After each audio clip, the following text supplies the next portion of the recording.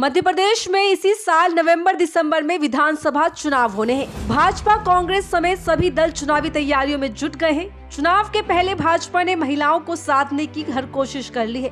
भाजपा हर महीने 1000 देने के लिए लाडली बहना योजना का ऐलान कर रही है।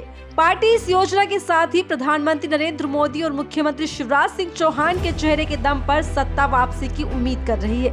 वहीं कांग्रेस एक बार फिर से किसानों की कर्ज माफी के साथ ही 500 रुपए में एलपीजी सिलेंडर देने का वादा करके सत्ता में वापसी की उम्मीद कर रही है। वहीं आम आदमी पार्टी भी भोपाल में फ्री बिजली की घोषणा करके राज्य में चुनावी बिगुल बजा रही है। बीते 5 साल में ये राज्य 2 सरकार देख चुका है। 2018 में आए चुनाव नतीजों के बाद राज्य में 15 साल के बाद कांग्रेस ने सरकार बनाई। कमलनाथ राज्य के मुख्यमंत्री बने। हालांकि राज्य की कमलनाथ सरकार 15 महीने तक ही चल सकी। 15 महीने बाद एक बार फिर से राज्य में भाजपा की सत्ता में वापसी हुई। तो आइए जानते हैं कि राज्य में बीते 5 साल में हुए सियासी उठापटक के बारे में। मध्य प्रदेश में पिछला विधानसभा चुनाव कई मायनों में बेहद रोमांचक रहा था।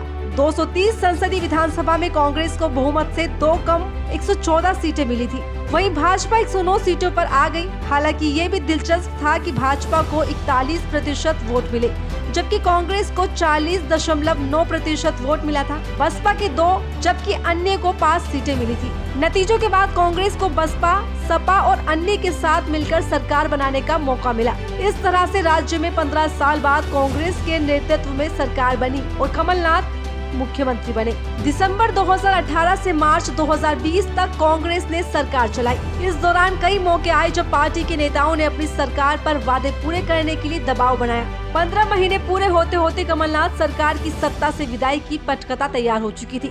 2-3 मार्च की रात अचानक मध्य प्रदेश के कई विधायक गुरुग्राम के एक होटल में जमा हुए। इन विधायकों में सपा विधायक राजेश शुक्ला, बसपा के संजीव सिंह कुशवाहा और रामबाई, कांग्रेस के एंदल सिंह कसाना, रणवीर जाटव, कमलेश जाटव, रघुराज कंसाना, हरदीप सिंह, बिसाहुलाल सिंह और निर्दलीय सुरेश सिंह शेरा शामिल थे। इसी होटल में भाजपा के नरोत्तम मिश्रा, रामपाल सिंह और अरविंद भदौरिया भी नजर आए। मामला बिगड़ता देख दिग्विजय सिंह, उनके मंत्री बेटे जयवर्धन सिंह, जीतू पटवारी डैमेज कंट्रोल में जुट जाते हैं।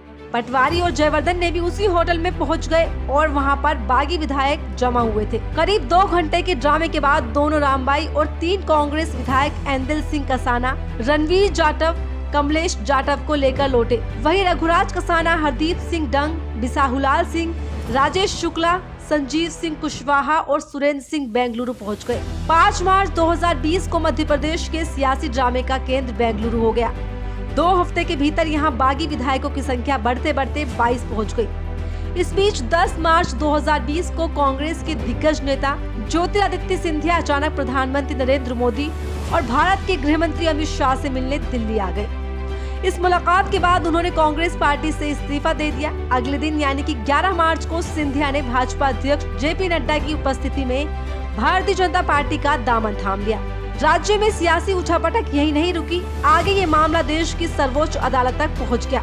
मध्य प्रदेश में फ्लोर टेस्ट के लिए भाजपा और कांग्रेस दोनों पार्टियों ने सुप्रीम कोर्ट का दरवाजा खटखटाया। 19 मार्च को कोर्ट ने आदेश दिया कि मध्य प्रदेश विधानसभा में फ्लोर टेस्ट 20 मार्च 2020 की शाम 5 बजे तक किया जाना चाहिए। हालांकि कांग्रेस ने यहीं से अपनी हार मान ली और 20 मार्च को दोपहर में एक प्रेस कॉन्फ्रेंस के बाद मुख्यमंत्री कमलनाथ ने अपना इस्तीफा सौंप दिया। अगले दिन 21 मार्च को दिल्ली में जेपी नड्डा की उपस्थिति में विधायक से इस्तीफा दे चुके सभी बागी नेता भाजपा में शामिल हो गए। इसके बाद 23 मार्च 2020 को शिवराज सिंह चौहान ने नए मुख्यमंत्री के रूप में शपथ ली। इसके बाद सरकार गिरने के बाद भी कांग्रेस में इस्तीफे का दौर नहीं थमा। 23 जुलाई 2020 को पार्टी के अन्य 3 विधायकों ने कांग्रेस को अलविदा कहकर भाजपा का दामन थाम लिया। पिछले साल जून में राष्ट्रपति चुनाव से पहले मध्य प्रदेश में 3 विधायक भाजपा में शामिल हो गए। इनमें बसपा विधायक संजीव सिंह, सपा विधायक बबलू शुक्ला और निर्दलीय विधायक विक्रम राणा ने भाजपा की सदस्यता को हासिल किया। इसे राष्ट्रपति चुनाव में बीजेपी की वोट वैल्यू बढ़ाने के प्रयास के तौर पर देखा गया। हालांकि संजीव सिंह और बबलू शुक्ला 2020 में हुई बगावत के वक्त भी भाजपा के साथ थे। 2018 में मध्य प्रदेश के चुनाव नतीजे 11 दिसंबर को आए थे। ऐसे में चुनाव को अब 8 महीने का वक्त बचा है। इस चुनाव में भाजपा के सामने अपना किला बचाने की चुनौती होगी, तो वहीं कांग्रेस 2020 में सत्ता से बेदखल होने का कसक दूर करने को होगी। युवाओं की नाराजगी दूर करने की कोशिश, राज्य में रोजगार जैसा मुद्दा भाजपा की परेशानी का सबब बन सकता है। यहाँ पिछले चुनाव के बाद लगभग 3 साल तक भर्ती आरक्षण के मुद्दे पर अदालतों में रुकती रही है। इसके चलते राज्य के एक न एक दिन रोजगार धरना प्रदर्शन करते रहते हैं। हालांकि दोबारा भर्तियां शुरू करके सरकार युवाओं के गुस्से को शांत करने की कोशिश में है। मुख्यमंत्री शिवराज सिंह ने ऐलान कर दिया है कि अगस्त 2023 तक 1 लाख युवाओं को सरकारी नौकरियां दे दी जाएंगी। मध्य प्रदेश के विधानसभा चुनावों में अगर आम आदमी पार्टी का रुख देखें तो आपके राष्ट्रीय संगठन मंत्री संदीप पाठक के मुताबिक आप प्रदेश की सभी 230 सीटों पर चुनाव लड़ेगी और अपना सीएम का चेहरा भी घोषित करेगी। बीते 14 मार्च को पार्टी के राष्ट्रीय संयोजक और दिल्ली के मुख्यमंत्री अरविंद केजरीवाल और पंजाब के सीएम भगवंत मान ने जनसभा के जरिए राजधानी भोपाल से चुनावी बिगुल फूंक दिया है। इस दौरान केजरीवाल ने दिल्ली और पंजाब की तरह मध्य प्रदेश में भी सरकार में आने में बिजली फ्री देने का वादा किया है। राज्य की राजनीति को समझने वाले कहते हैं कि आपका सीधी सिंगरौली में संगठन बेहतर है।